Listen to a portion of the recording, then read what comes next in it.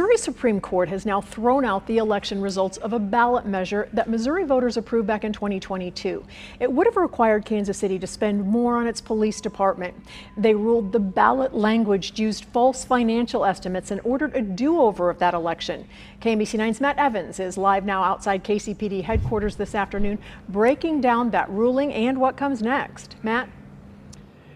Yes, there has been a fight between the city and the state over police funding for years now, and even a longer fight over local control of the police department of Kansas City. Of course, is the only city in Missouri, one of the largest in the country, that does not have local control of its police department. It is run by a state-appointed police board. At issue here is the constitutional amendment that would have required Kansas City to spend 25% of its budget on police funding instead of the constitutionally mandated 20%. State lawmakers in Jefferson City passed that after Mayor Lucas tried to divert some police funding into different programs back in 2021.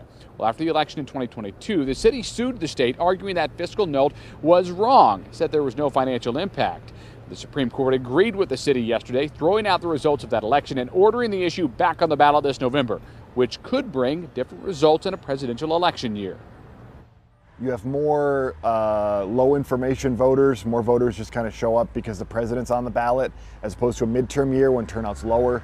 So I think that'll be interesting too, to see, people who've just shown up and maybe don't know much about this. How does that language affect how they choose to vote?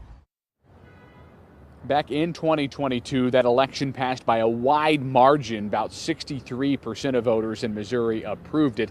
Coming up later on today at 5, we will be talking to Kansas City, Missouri Mayor Lucas, who won this suit, and also Secretary of State Jay Ashcroft, who defended this suit. Their comments coming up on our next newscast.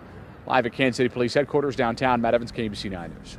Thank you, Matt. Now, the lawmaker who sponsored that issue to get on the ballot is responding. Parkville Republican Senator Tony Luetkemeyer said in a statement, the voters of every county in the state overwhelmingly passed Amendment 4 in 2022. I'm confident they'll do the same this November.